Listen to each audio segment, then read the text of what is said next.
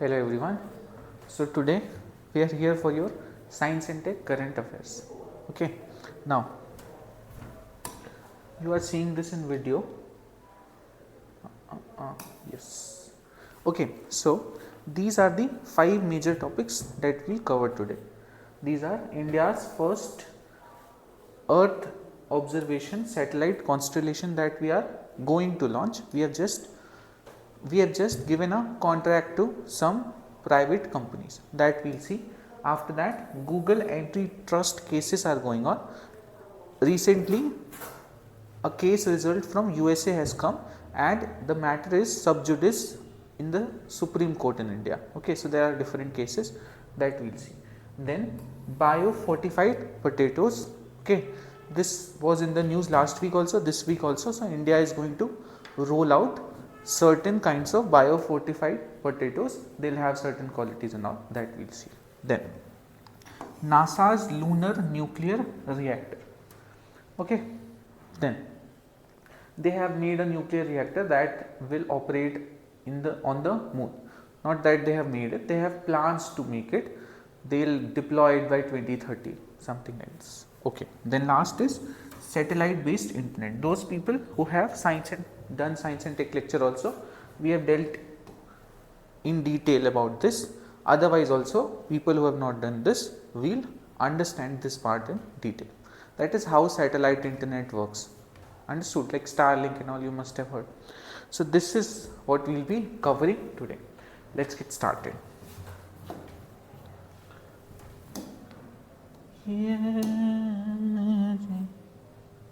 Yeah. So first is India's first Earth observation satellite constellation.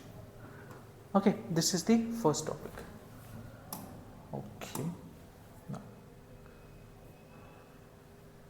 yeah, let's see. Okay. See, first of all, what is it? So India is launching its first fully indigenous commercial Earth observation constellation. Now we will understand it term by term. Okay. Now see, satellites. Okay, it is written constellations. What does constellation mean? Constellation of stars you must have heard of. Okay, Saptarishi and all.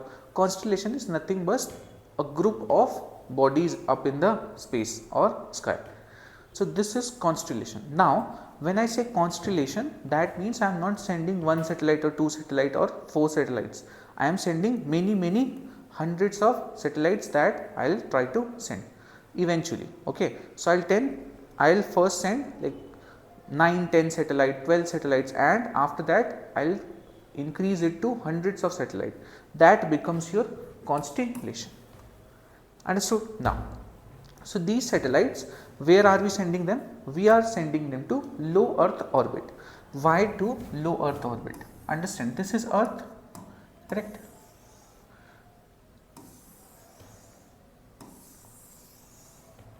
See, the one orbits or the one range of orbit that is closest to the Earth is called low Earth orbit. Then we have medium Earth orbit, and then at last we have geostationary Earth orbits. Okay, now this is much farther, this is much closer.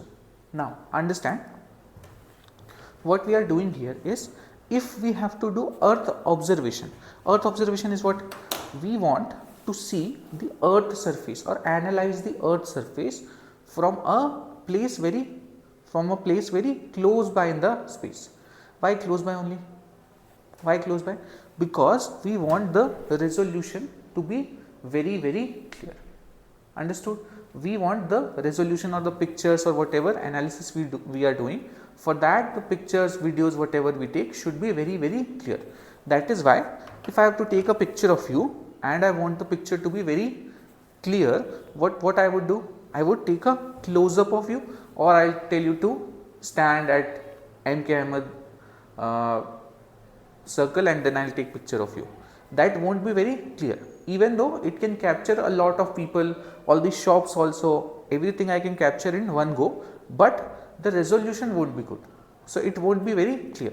While instead if I put you just in front of me and I take a close up of you, okay, then I can see you very closely even though the coverage or the entire class or anything is not visible, correct. So this is what happens in low earth orbit compared to other higher orbits. What will happen?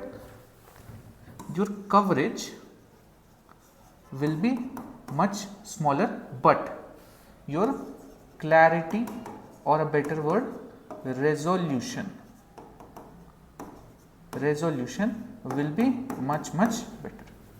That is why if I have to do earth observation, then where should I send my satellites?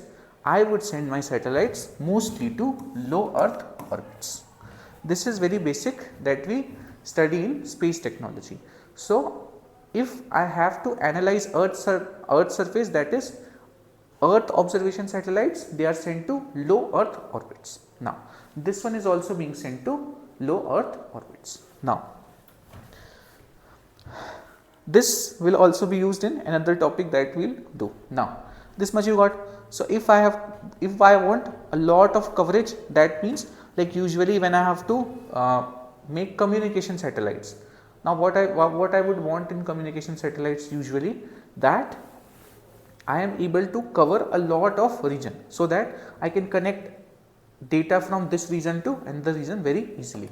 It is said that from geostationary orbit, what you can do, from this orbit you can cover the entire earth using just 3 satellites.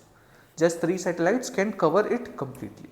But of course the resolution and all won't be higher. That is why communication satellite, if I have to put, I usually put it here, and earth observation if I have to put, I usually put it here. Understood the difference between them? We will see how it is changing also in some other topic. For now you understand earth observation, low earth orbits, and if I have to do communication satellites, I will send it to higher orbits so that the coverage is much more. Understood? Now let us come back here. So see what we are doing in this, we are going to deploy 12 satellites over 5 years. Over 5 years we will deploy 12 satellites. Now what is important or unique in this is, see, anyway ISRO has many satellites in low earth orbit that are doing our earth observation right now, correct. What is special in this is, we are trying to make an entire constellation. Instead of sending just one satellite, we are trying to make a constellation that will be close by and will transfer information from one to another. Now here the important thing is, this is commercial as well as this is being led by a private body, correct. Most of the satellites that we have sent before are by ISRO, correct. Now if you might have heard that there is a new autonomous organization called IN-SPACE that we have formed. What this IN-SPACE does? It is an autonomous body under Department of Space, not under ISRO. This is an autonomous body under Department of Space. What does this body do? This body will regulate all the space related activities in the private sector. So now we are trying to involve private sector in our space activities. So IN-SPACE is single window autonomous body under Department of Space enabling private space activities. Understood? This is what it is doing. So this is one of the very first projects of IN-SPACE. In this consortium of Pixel Space led consortium, this has 2-3 more companies. They are based out of Bangalore under PPP model, that is public private partnership model. They are selected by IN-SPACE. So IN-SPACE has selected this consortium to eventually deploy these constellation of earth observation satellites. Understood? This is what they have done. Now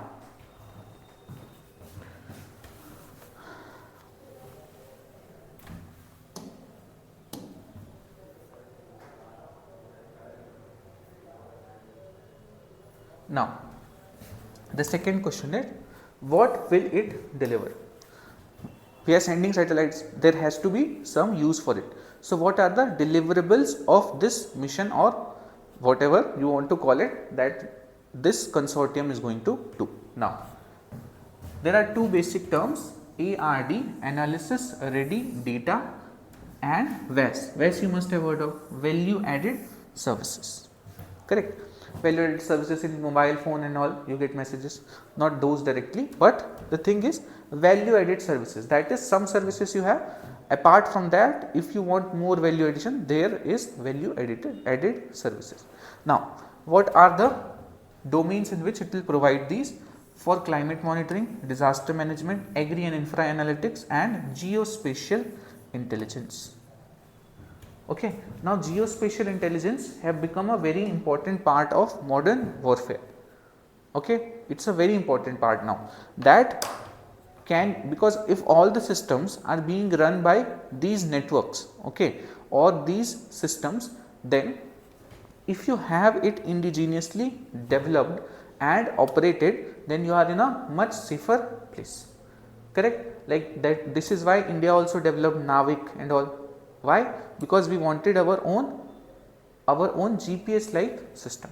So similar way, we are sending satellites, earth observation, everything we want to do indigenously, because we can convert them or use them in case of wars very well, correct? If earth observation of India is being done by these satellites, then we can also observe a lot of other things. Now, if it is covering India, then it can also cover our enemies or our beautiful neighbors of Pakistan, China. So their data also we will try to collect in case of any issues. Understood? They will also try to do this. This will go on. So this is a new frontier of war that we are seeing. Okay. So this is why geospatial intelligence also this will help in. Understood? Then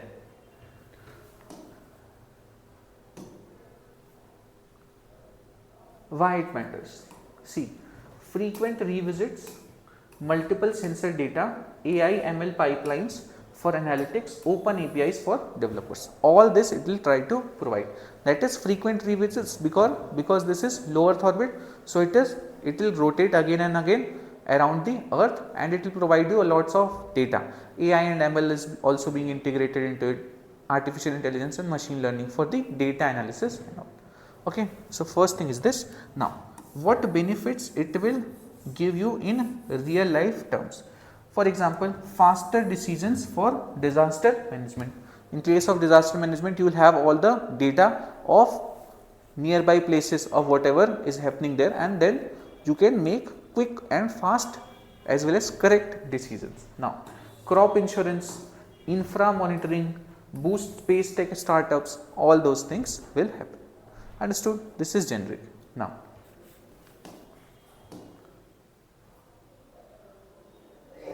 way ahead. Okay. What should be the way ahead?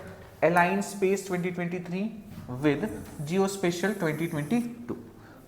Correct? These are certain other missions that we have, and we will try to integrate this also in that. Then, transparent, predictable EO data pricing. Now, if Earth observation data is being collected by private partners, then also they will have certain prices for them. So those prices should be first of all transparent, that is almost equal for equal companies or people or organizations, and the pricing should be reasonable, correct? Then clear public versus commercial tasking priority. This should be very clear, correct? Then localize space grade component supply chain. Now, if we are sending satellites and everything into the space, this is indigenously developed, but if all parts we are importing, then we still remain dependent on other powers. That is why we should try to develop most of its components indigenously. Then build skilled satellite and analytics talent pipeline, correct? Now, if you are trying to integrate EO data, Earth observation data with artificial intelligence and machine learning, now this is a new frontier. correct. EO data has been in use for a very long time. AI/ML have also increased their use in different fields now. Now you want integration of this, or people who work at the integration of this. So this kind of talent is needed. For them we can do trainings and all that. So this is what we need. Skilled workforce right at the intersection. Done. This is it. Then next topic. Next topic is Google antitrust cases. This is Google, correct? I think it is in a court, standing in a court. Spotlight is on Google, and this is Apple logo at the back. Now spotlight is always on Google. Like equalization levy that we came up with in India, we called it Google tax. Okay, because Google is the company that serves most products that we use on the internet, correct? From YouTube to Gmail to web browsers, whatever you search, everything is Google. Okay, so usually things start with big companies like this, and then the regulation for the entire digital ecosystem comes with it. Understood? Then let's see what is the case, what are the issues. Yeah, so understand, see, Google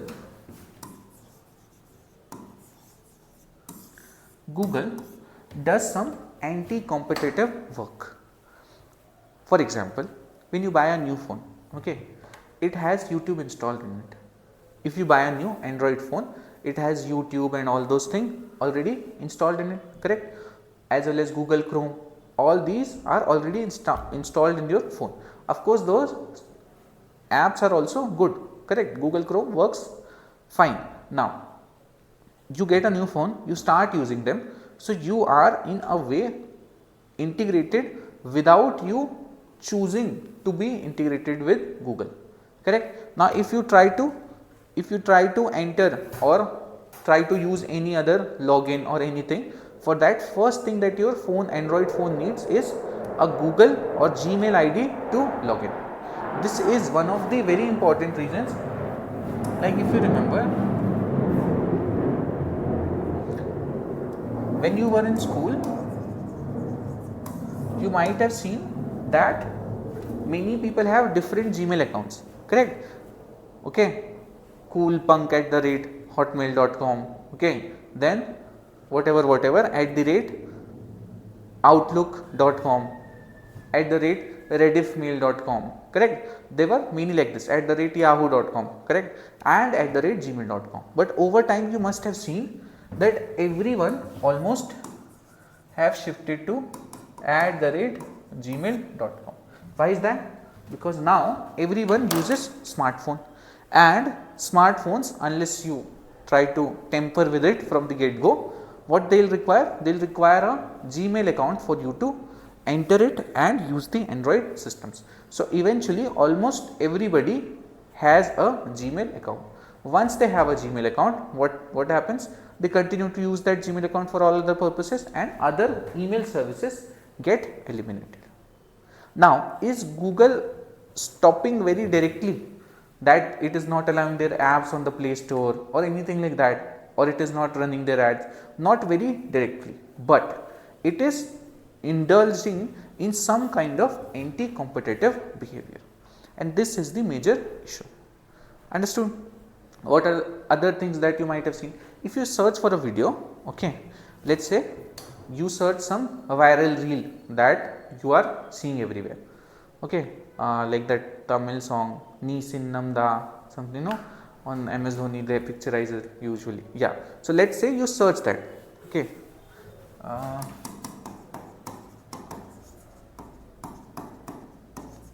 something like this, okay, I don't remember the exact, okay, so this you search. Now if you search this on Google, what you get? First entry, second entry, third entry, all entries are from YouTube. While other video sites, forget other video sites like Dailymotion and all those, YouTube has anyway killed, but let's say even this song is available on Spotify also, correct? This is available on Instagram also, on Facebook also, and many other websites, correct? Same video, everything now. But you only get search results from YouTube. Now, if you get search results from YouTube, eventually you get habitual of YouTube only. You open the YouTube link and then you watch it. So that is why other companies that run similar video streaming services are not getting an equal opportunity.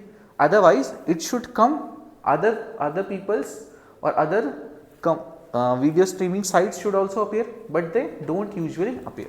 This is what Google does. Then another thing, what it does is Google Play Store.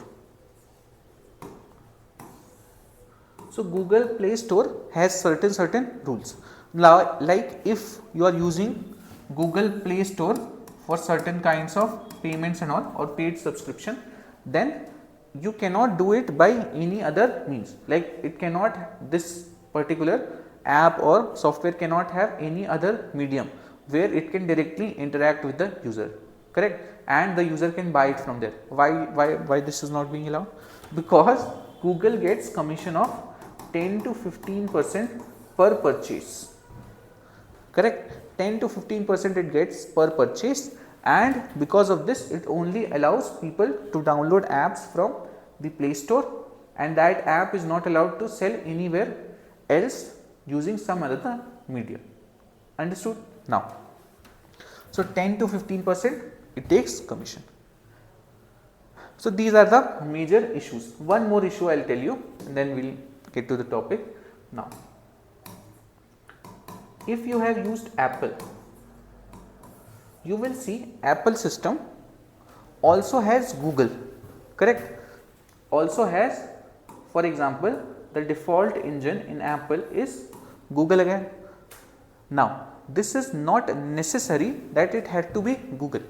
It could have used other default engines also. So Google actually pays lots and lots of money to Apple so that Google remains the search engine in Apple phones or Apple systems. Similarly, all those things that I was telling you, you can buy only from Play Store. You can also buy it from App Store, correct? From Apple App Store you can buy those things, correct? This is again allowed. Why it is allowed? Because Apple is another system that is very strong, and if Apple completely eliminates Google, then other people will also get to know about many other alternatives and there will be loss of revenue. So that is why these two companies have also formed a sort of unsaid alliance in which Apple helps Google, Google helps Apple, and they work like this. Both are getting benefited.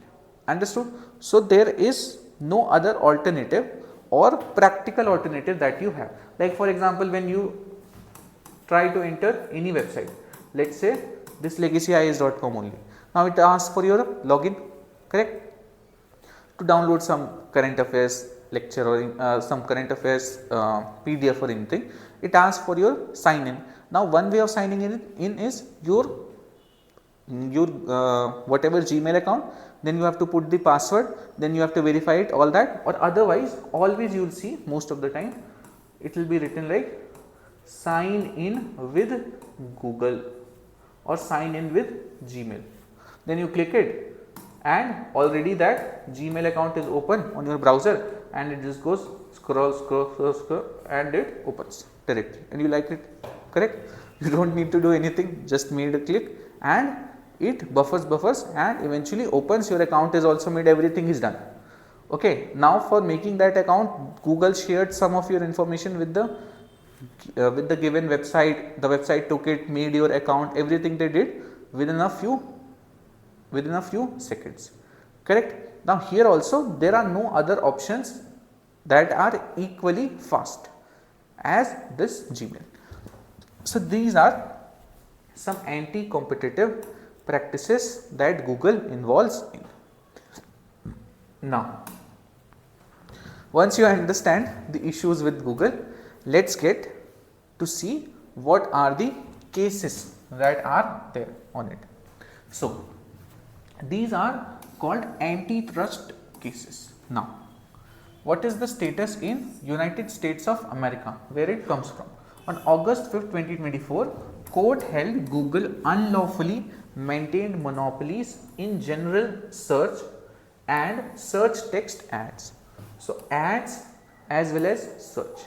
In this, Google tried to exploit its monopolies. This I have already explained you. Only their searches come, ads what will come, everything is decided by them. Now, the remedies ruling expected late August 2025. Now, this is where the court in the US, a local court, has held that Google is exploiting its monopolies. After this, what are the remedies or steps that Google should take so that it stops exploiting its monopoly? That will be ruled in August 2025. Okay, this is the status in USA. Then let's come here. Status in India. Status in India is, in 2022, Competition Commission of India found abuse in Android or Play billing. So, in this Google Play billing, Competition Commission of India found some abuse. I already explained you what it does in Google Play Store. If any app is registered on Google Play Store, it tries to sell premium using it. It cannot sell it using any other means. This usually happens with smaller apps. Other apps, they tend to give commission first. They have a different model also. Okay. So, this way it works. Now, so Competition Commission of India found this and they charged Google with a hefty penalty. It was to the tunes of 900 crores. Now, Google went to National Company Law Appellate Tribunal, NCLAT.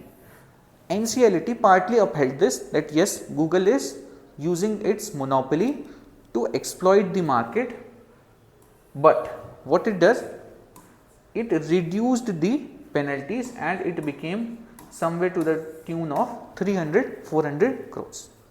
This is what it did. Now, you understood till here? Competition Commission of India said that your Play Store billing system is not fine with us. You are using your monopoly status or you are using discriminatory policies. Then NCLAT came into the picture because Google complained to it and it said that penalty should be reduced, 300-400 crores it should be, but it upheld this, that yes, Google is exploiting these conditions. Now, what happened? See, Competition Commission of India ruled something. Okay. Now, this Competition Commission of India, ADIF, is an organization who works against all these big companies and all. Now, this as well as Google. Now, Google wasn't satisfied with NCLAT decision. Why it wasn't satisfied? Why it will take 300-400 crores? Okay. So, it wasn't satisfied.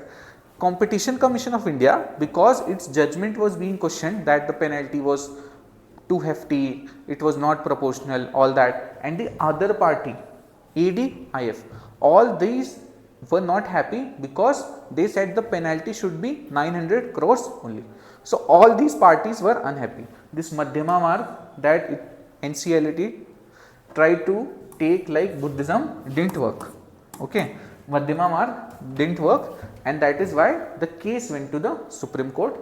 Now, Supreme Court has admitted these cross appeals, and on 8th or 9th August, Supreme Court admitted these appeals, and now the matter is sub judice. So, we will see what the Supreme Court rules in this. Now, if it rules in favor of Google or Competition Commission and others.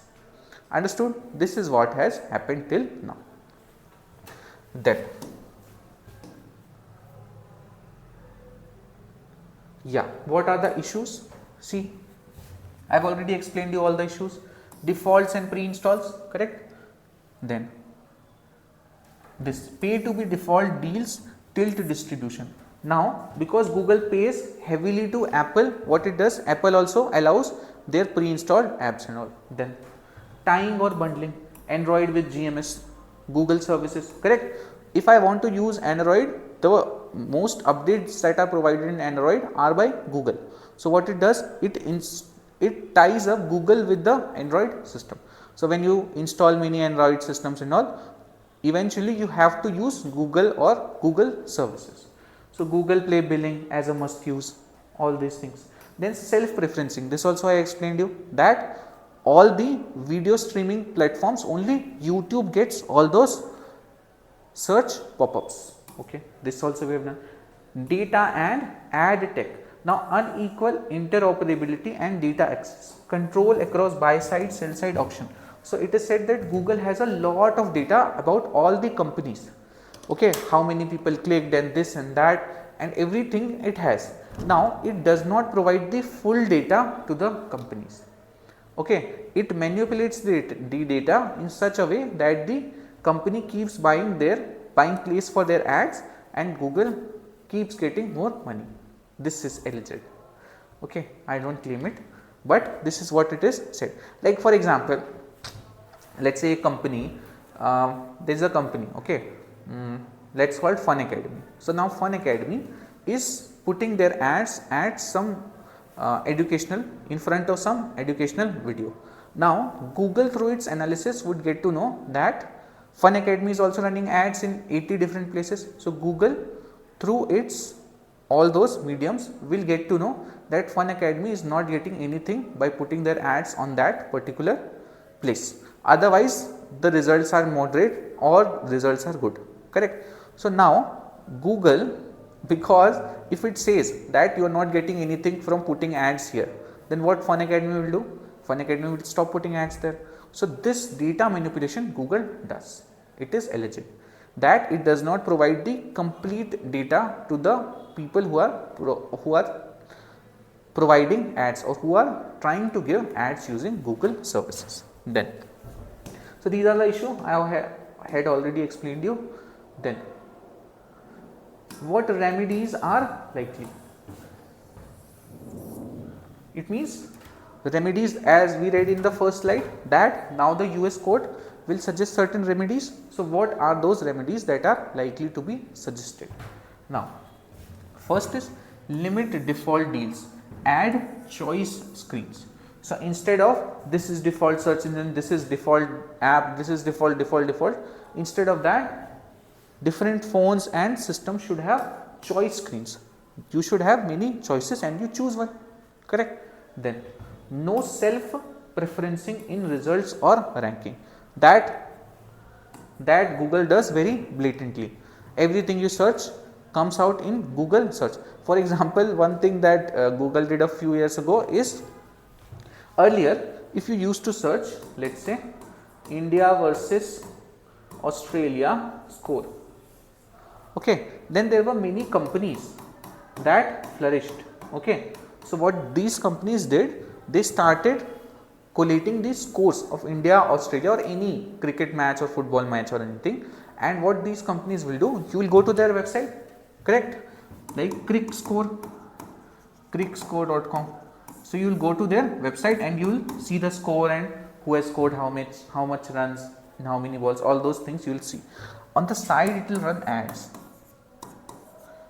correct, and these companies will get money from these ads, correct.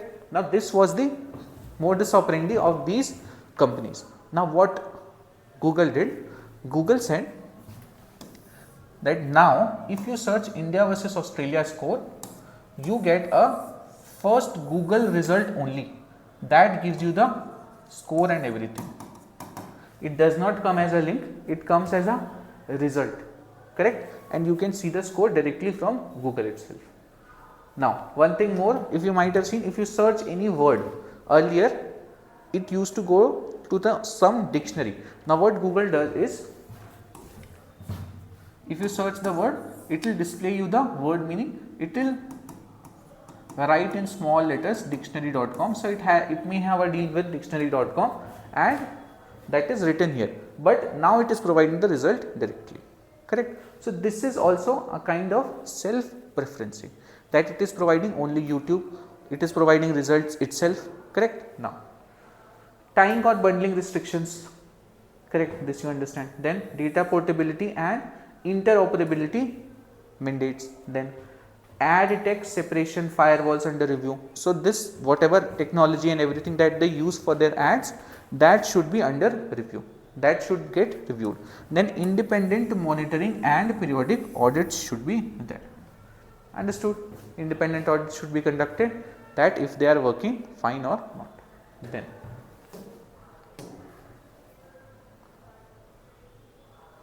yeah, why does it matter? First is at India scale, Android on 95% smartphones. So 95% of smartphones that we have in India, they use Android. That means they are also Google users. So this will affect all of us. Then consumer choice plus startup reach will increase. Correct? If there are fewer lock-ins, fairer discovery, what will happen? Our apps or people who are developing apps, their apps will get promoted instead of only Google ads. Now prices and ad market, likely downward pressure, more transparency. If more transparency comes, then the prices will also decrease. Like suddenly there is increase of prices, those surges won't be there. Then OEMs and developers will get more leverage. Then global regulation signal. Now this is being discussed in European Union as well as US as well as India. Antitrust cases are going on against Google. So this is also a signal for global regulation on these matters. Understood?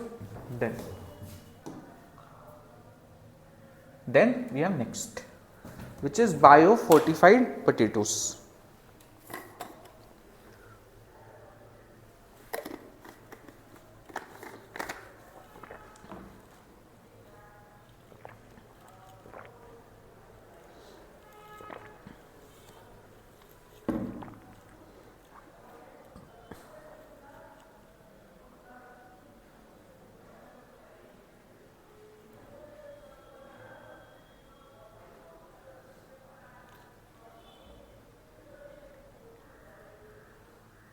Okay, now biofortified potatoes.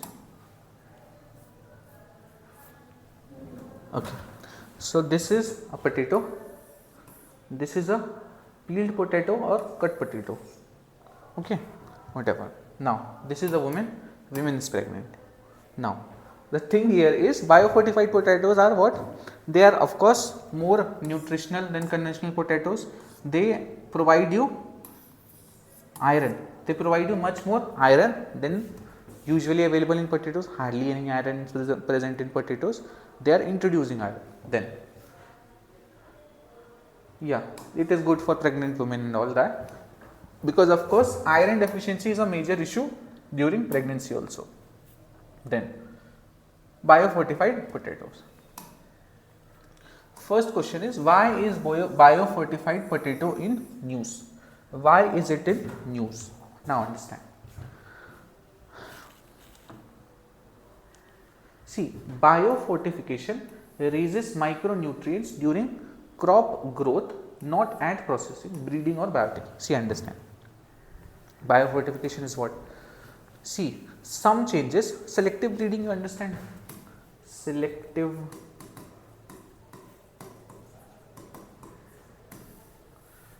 breeding is what? See, let's say I have a plant.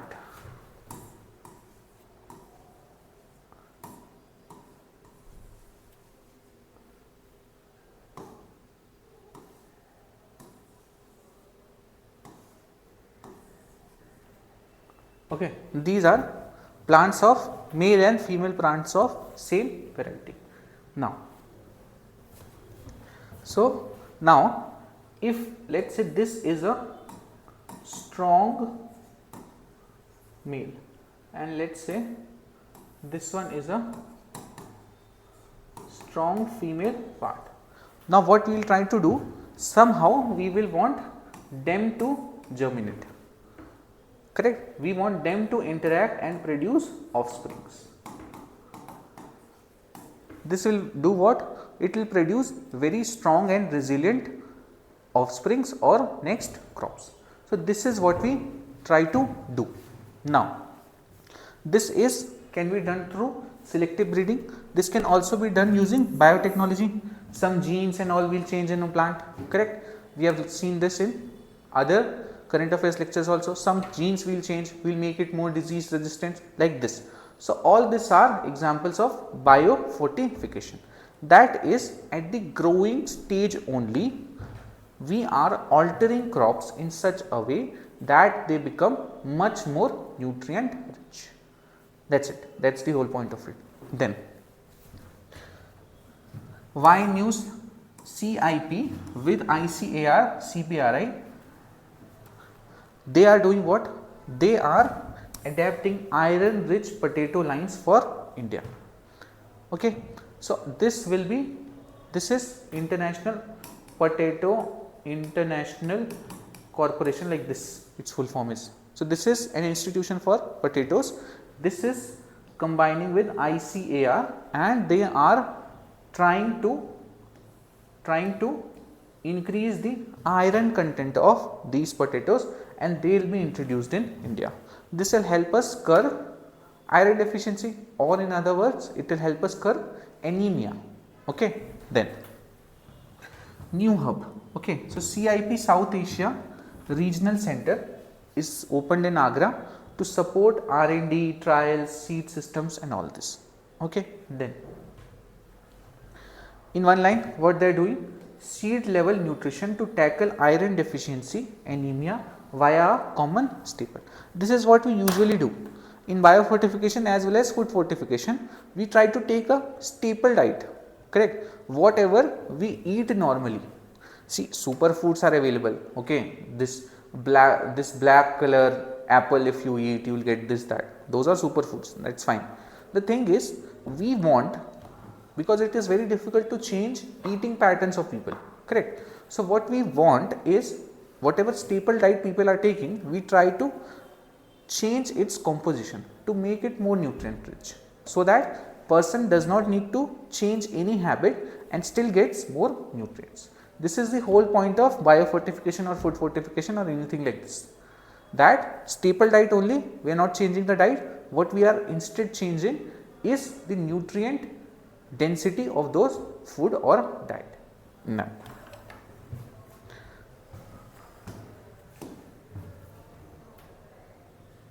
Now, what's coming? India focused. See, target nutrient is iron, correct? Work on zinc is also going on. Now, what is gain? Experimental lines with higher iron than common varieties, correct? Of course, they will have higher iron. Then pathways, ICAR will do what? Adapt CIP germplasm, correct? Then this will be put to on-farm testing. On farm, they will see how it is growing, how it is performing. After that, eventually they will wider release it after clinical trials and all, whenever they feel it is suited. Then, use cases. Use cases can be in school meals, PDS, anemia burden states, all those places you can distribute these particular potatoes. Identical health people, simple. In PDS, school meals, anemia burden states, correct? Girl child, you must have heard about anemia issues. So, those all can be tackled. Now, how is it different from fortification? Now, understand this. This is a term students get confused in. So, biofortification is nutrients increased in the crop. Example, iron rich potato, vitamin E sweet potato, all these. This is happening in crop through selective breeding or biotechnology. While food fortification, this is nutrients added during processing, correct? Example, iodized salt, vitamin A or D rich oils. Now, iodized salt is a very famous example. What we do? We get normal salt only. We don't change the composition of salt, correct? We take normal salt only, then we add some iodine to it, okay, in human digestible form.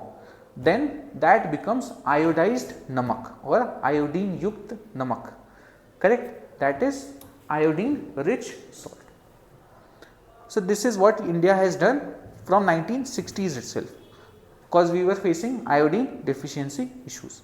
So, this is food fortification, where you are doing this after entire crop or entire thing is produced, then you are adding something to it which will not go inside the molecules to say, but it will overall create more nutrition food.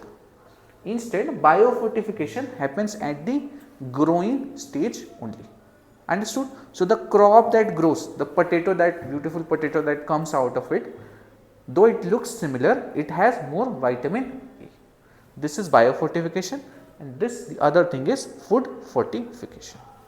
Then, proof point, orange flesh sweet potatoes, they have improved vitamin A status in programs. So, in many states like Karnataka, Odisha and all, these vitamin A rich sweet potatoes were introduced and they are showing good results. Then next, now see this is fortified versus biofortified. You see here you have crop product and then you are adding this in the processing part. This is food fortification. Here you see biofortification. You are adding anything, you are changing anything. This is within the cells.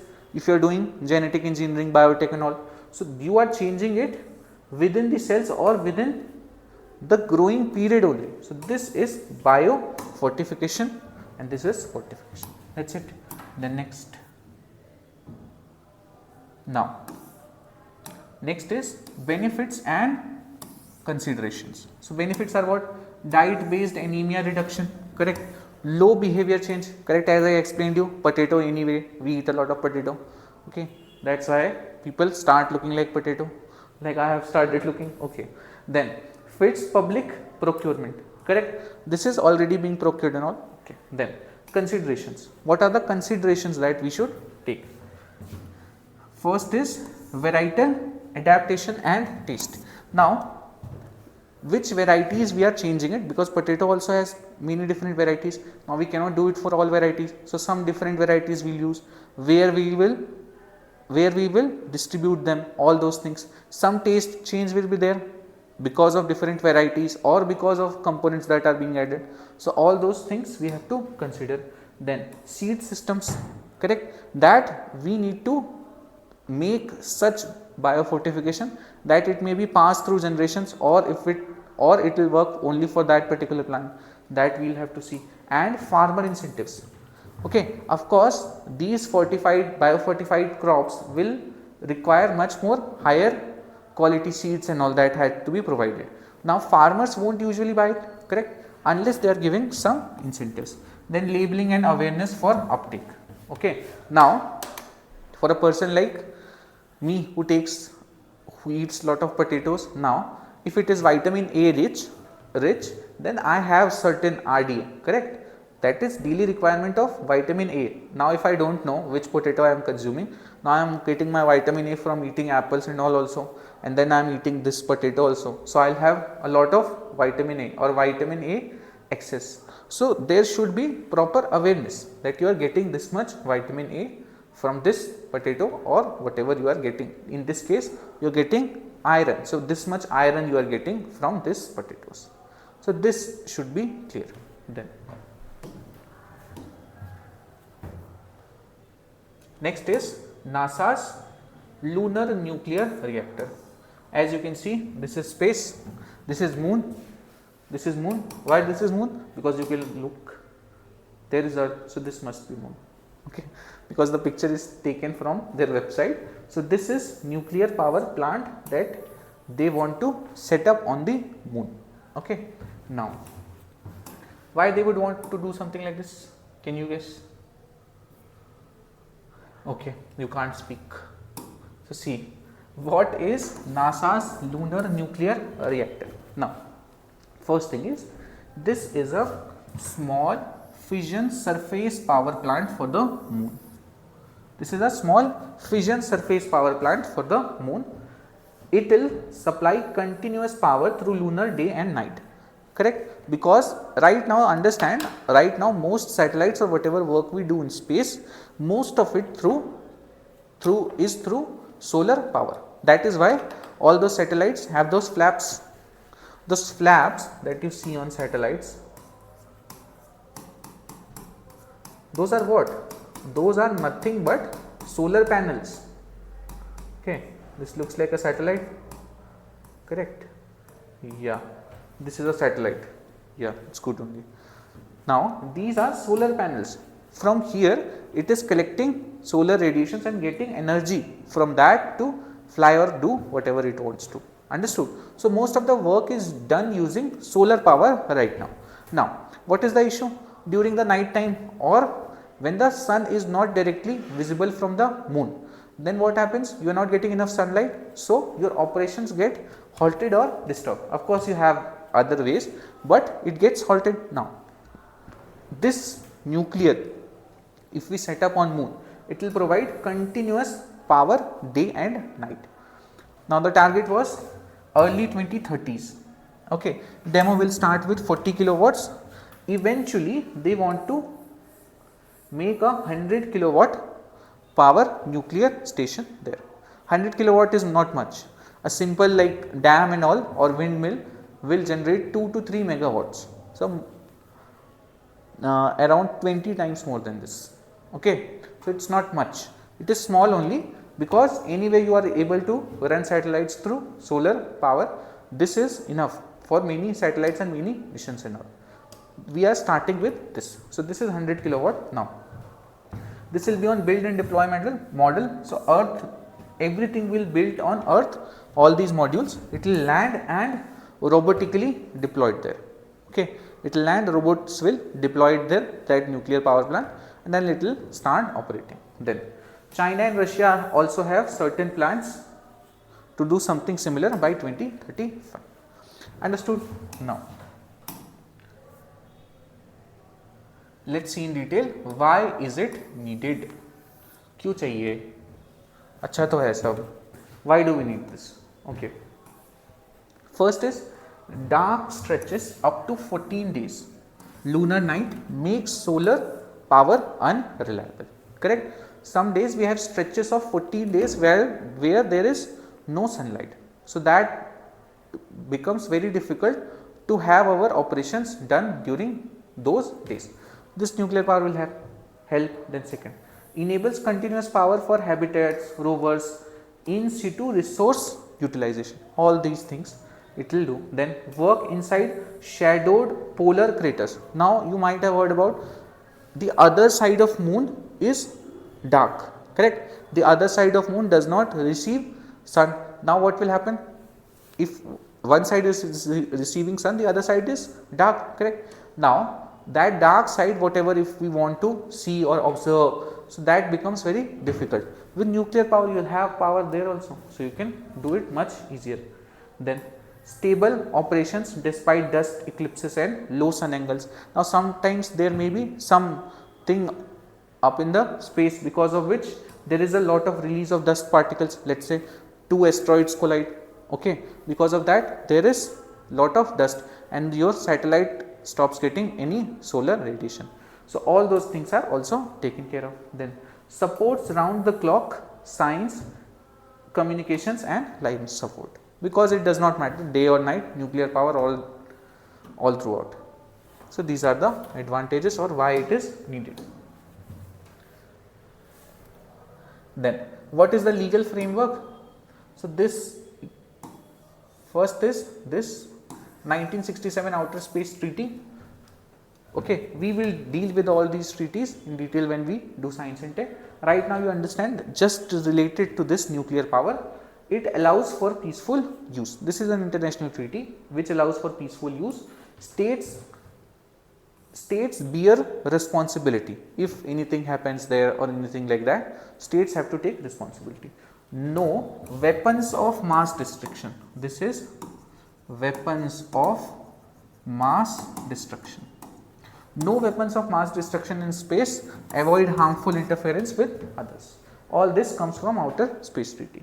Then we have 1992 UN principles. 1992 UN principles, it tells about the design, risk, launch safety, disposal. All these norms or regulations are given by these UN principles. Then accident notification and international cooperation expectation. All these things. Now states must authorize and supervise such missions domestically. So if you are carrying out such missions, you first must supervise and authorize such missions domestically. That is, it must require some kind of domestic ratification first. Then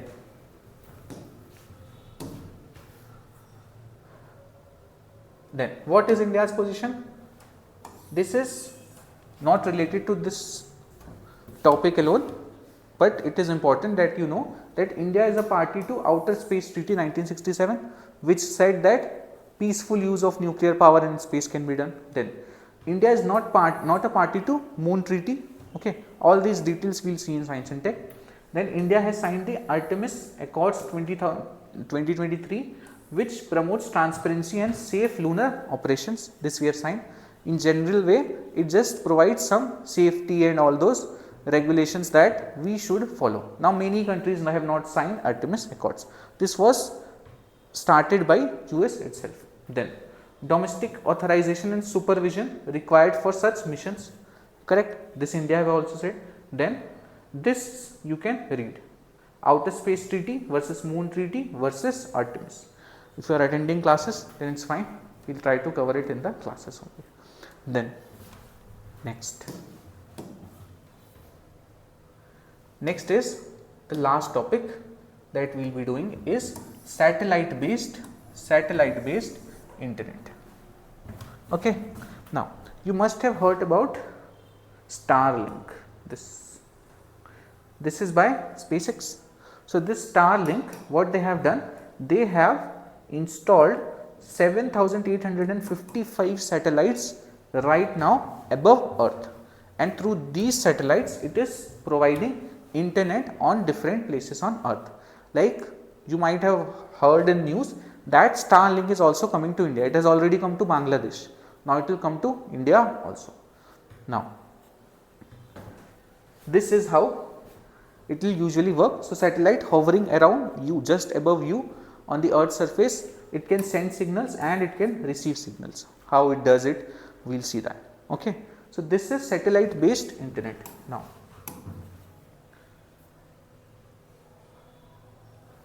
one thing that I explained you before is normal internet. How does the normal internet work? This was your phone, and then this was, let us say, a mobile tower. From mobile tower to internet service provider and then to servers, correct? This is how it worked, and then it came back also in the same route. Okay, so this was the wired part and this only was the wireless part. This we had seen. This is normal internet. Now satellite based internet will work something like this. Yes, this is satellite based internet. See how it will work. This is your home. I will tell you the traditional system of satellite internets, how they work. Eventually we will see what we are trying to achieve, but right now what we have is, you have your homes. Now these terrestrial networks are connected to ground stations. Now they have reduced the size of ground stations, so you can actually have it, like it is a small device now, so you can have it in your home also. So this is ground station. From this ground station, this information, instead of those mobile towers, from mobile towers it went through wires to your ISP, internet service provider, and then to your servers. Instead what will happen, here from ground station directly it will go to the satellite that is hovering above you. Now understand, even at low Earth orbit, these are, because they are very close to Earth, so gravitational force of Earth is very high. That is why they are rotating at the speed of 27,000 kilometer per second. Now if they are going at this speed, it becomes very difficult to catch any signal and send it back. That is why these satellites have something called inter-satellite links. Now these inter-satellite links is what? So this satellite will receive your information, whatever you are trying to open, then it will pass on to the other satellite, then to other satellite, and because now this won't be above you, this has moved much past you, many kilometers. Now this satellite is handling your information, then this, eventually what will happen, eventually this satellite gets your information from the internet, and then it sends back to the ground station, and then the ground station reaches you again. This is how it works. So what is happening? You send your signals of whatever you want to this satellite through inter satellite links, send it to another satellite, and like this. Now what will happen? Eventually it will get information from the servers, that is, let's say Google servers and all, and then this satellite will send it back to ground station, and then it will eventually reach you. This is how satellite internet works as of now. Of course, what we are trying to eliminate these ground stations. Okay, this is being tested by T-Mobile and Starlink, that eventually we want our smartphone itself to act as that antenna that can send signals directly to the satellites and then receive signal directly from another satellite. This way what will happen? It will become seamless. Instead what we are using ground stations, we are using big devices and all to collect data or collect information right now from the satellites. Eventually this is what we want. This is being tested. We do not have this right now, but this is being tested. Correct? Now, you understood how does satellite internet works. Now, once you get this, now let's get to this. Now gets what is it and why now. So what is it? This is broadband delivered via satellites instead of towers or fibers. Correct? This is also broadband internet, but without fibers or towers or anything like that. A compact user terminals talks to a passing satellite which links it to the internet. In one line, this is what it does. What is happening? A compact user terminal, it tries to communicate with whatever satellite is above it, then it communicates it to that satellite will communicate to other satellites. Eventually the information, whatever information he is trying to retrieve, will come off the internet back to him.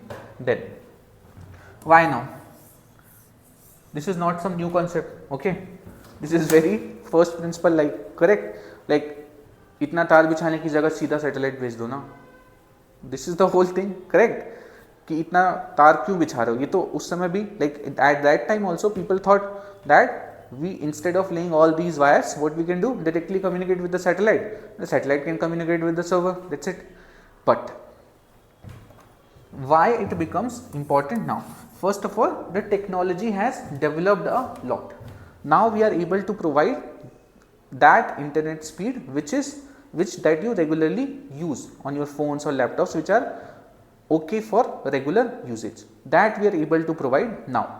Earlier there was a lot of issues in signal processing and all. Now, why now? First is new LEO constellations deliver in 20 to 50 millisecond latency. This is near terrestrial level. Wait, I'll explain you what's this.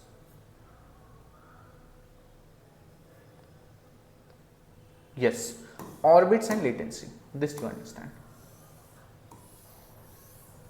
See, as I was telling you there also, first is GEO or Geo Earth orbits. Now, this is at a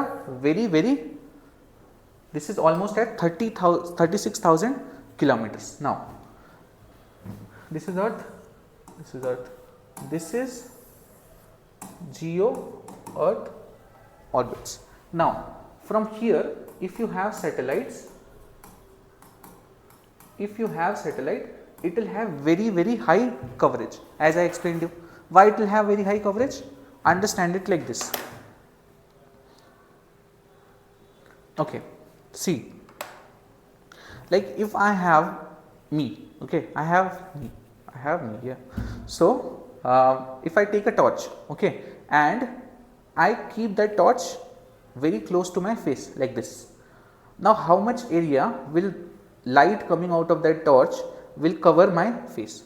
So only this much area on my cheek will be covered by that light that is coming from the torch, correct? Very small area. Why? Because the torch is very close to me. Now, if I put the torch a little farther, what it will cover? It will start covering my upper half of the body. Now, if I keep the torch right at the end of this room, this torch will be covering my entire body, correct?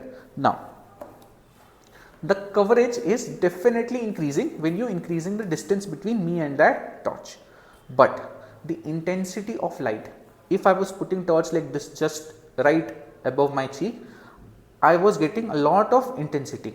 When I move it further, the intensity reduces. When I move it right at the end of this room, then the intensity decreases a lot, correct? Why intensity decreases? Because the light is getting scattered a lot and it is taking much more time from here to there. Now, those same principles are applied in much more exaggerated way here. Otherwise, because this is still a small distance with respect to light, because light travels at a very high speed, here it matters. Now, if I put 3 satellites,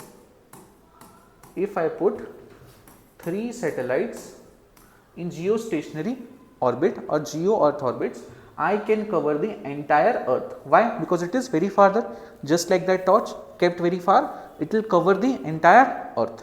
Now, this you understand. But if I have to send a signal from earth to this satellite and then receive a signal back, it has to cover almost a distance of 36,000 km each time, correct? That much distance it has to cover.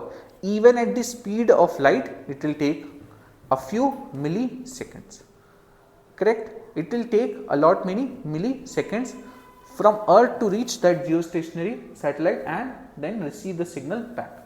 That is why if you put any satellites up at GEO, the coverage will be very high, but the latency will also be high.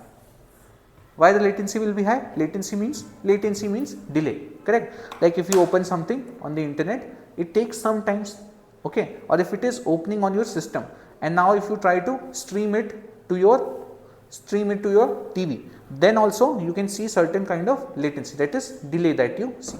So now it will have very high coverage, but it will have high latency also or higher delay also.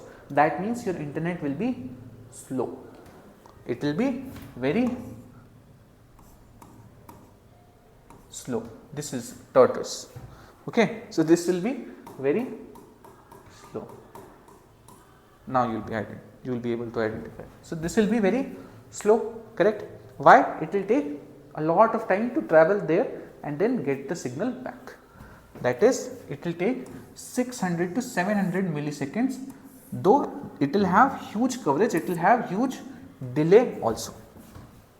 Example of this is inset satellites that we have sent over the past 2 decades. Inset satellites. Then we have medium earth orbit, that is around 8,000 kilometers. This is where GPS satellites are installed. Now, they have a latency less than 150 milliseconds. Now, medium earth orbit is somewhere in between geo earth orbit and low earth orbit. What it will do? It will provide you with a decent coverage as well as lower latency. I won't say very low latency, but a much lower latency, like less than 150 milliseconds. Now, this was still not enough, because terrestrial networks that are traveling through optical fiber, again at the speed of light, is much faster than this also. So coverage was higher. So even with a few satellites, like let's say 40-50 satellites, you can cover the entire earth, but there will still be higher latency. Some kind of delay will be there, correct? Now you come to low earth orbits. This is 500 to 1200 kilometers. Now that torch has moved very close to my face. Now how many such close torches do I need to cover my entire entire body, I will need many more torches like this, because that torch put close to my face is covering only this part of the cheek, correct. Now I have to cover my nose also, which is big, so it will require another torch, and all these torches I will have to put so that it covers my entire body, correct. So you require many more torch, but the intensity and all those things increases in this case. Same thing we are doing here also. So you will require many more satellites. You will require many more satellites. Now, typically it will give you a speed of 20 to 50 milliseconds. This is very low latency, or the latency that you are used to now.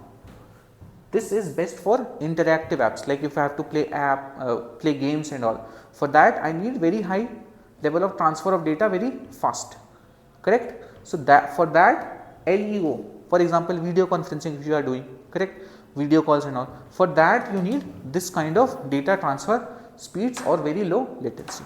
This can be provided from low Earth orbit, but of course you will require many low Earth orbits. That is why in the first slide we saw that Starlink right now has almost 7.5 thousand satellites in low Earth orbit.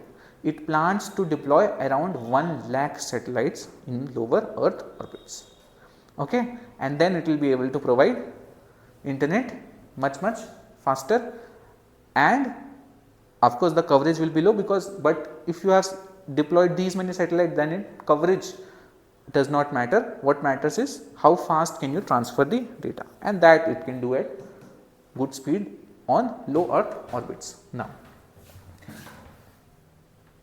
this is inter-satellite communications. What this will do? This will reduce reliance on gateways and improve global reach. As you saw, there are many satellites and they are also interacting with each other directly. Instead of sending it again back to Earth again and again, it is traveling in the space only through one satellite to another satellite, and eventually the final thing gets delivered to on Earth. Now, once you understand this,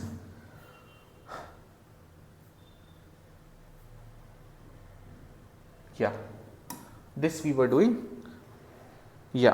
So why now? One thing is, these new low Earth orbit constellations deliver at very low latency, almost equivalent to the terrestrial partners, that is the normal internet that you use on Earth, correct. Now, next is inter-satellite links. These are laser links. They have shrunk the long haul delays. Earlier there used to be a lot of delay because there were limited satellites and those inter-satellite links were not established properly. Now we have many inter-satellite links and many satellites like that, so that it reduces your delays. Then this is emerging. Direct to cell technology is emerging. This is still emerging, but it has a lot of potential. If we get to this, right now we have hardware issues in this. Once we get to this, then you will start seeing much more adoption of satellite based internet. Okay, then disaster/mobility use cases are surging, correct. Disaster cases and all, in that those systematic internet fails, satellite internet will work uninterrupted. So it becomes very important. Then internet accessibility to all is a push in global forums. This is being pushed that internet should be provided to everyone around the world, all the countries. So every country does not have the kind of infrastructure of optical fibers that India have now. Most countries don't have that, but they can have satellite based internet. Understood? So this is why we are seeing something like this developing now or being in news now. Then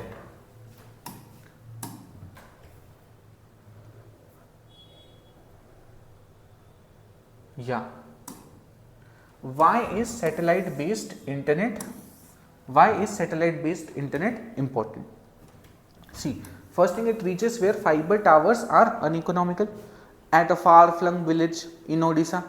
If someone wants to use the internet, Reliance Jio won't say that we are laying all the cables for you. Okay, we will get internet to you, even though it cost us lakhs and lakhs of rupees, and you will pay 900 per month. Okay, so they won't do it because it is uneconomical for them. But satellite based internet does not matter. It is hovering above the surface of Earth. It does not matter whatever is on the surface of Earth.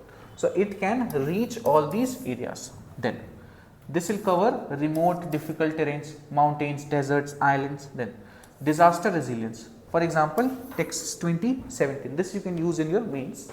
70% mobile towers were destroyed in this hurricane. Then Viasat is a satellite based internet system. It enabled all the coordination in rescue operations. Understood? Then new dimension of power. This is a new emerging front of power. Ever since in wartime, for wartime connectivity, Starlink actually helped in Russia-Ukraine war. I have told you this before also. So in Russia-Ukraine war, what happened? Starlink, because all the digital infrastructure that was put in place by Ukraine was destroyed by Russia. So Starlink helped Ukraine get all the internet connectivity. Now ever since that happened, this has become a new dimension of power, that we will have our own satellite based internet, so that even if you destroy all our ground infrastructure, we can still work using our satellite internet. Also, if we have satellites that are doing internet services, then we can provide it to other countries and all those things. So all those things tell you that this has become a new dimension of power. So even though it may not be as economical right now as the normal internet through optical fibers that we have, it still has a lot of potential because it can reach very remote places. It can work well in incidences of natural disaster, as well as it is a new dimension of power. And when something becomes a new dimension of power, it just develops very quickly. So you will see very quick development of satellite based internet now that everybody sees it as a important dimension of power. Now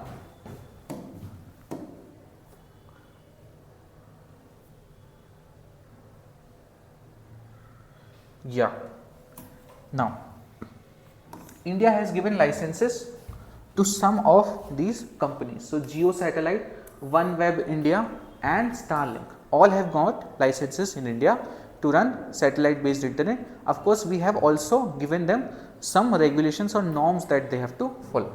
Now, all Indian traffic must pass in country gateways or POPs. That is, all the traffic that is used by Indians or used by Indian people or in Indian territory must pass through in country gateways. It should not happen that entire data or everything is directly taken from this satellite to server and Indian government does not get to know anything about what their users are using. So that should not happen. Second is lawful interception should be mandatory. That if we want to or the government wants to intercept some internet connection, some things like that, that should be allowed. They should not say that this is end to end encrypted. Now you won't get any information of what users are using inside Indian territory, because this becomes a sovereign issue. You understand? Not just for surveillance on its own citizens, but if anybody comes on our territory, starts using satellite based internet, because of course it can't take a geo connection, correct? Geo connection it can't take, but satellite based internet it is using and doing all kinds of nefarious activities. So for that, like ISIS was seen carrying Starlink devices, okay, to have satellite based internet, okay.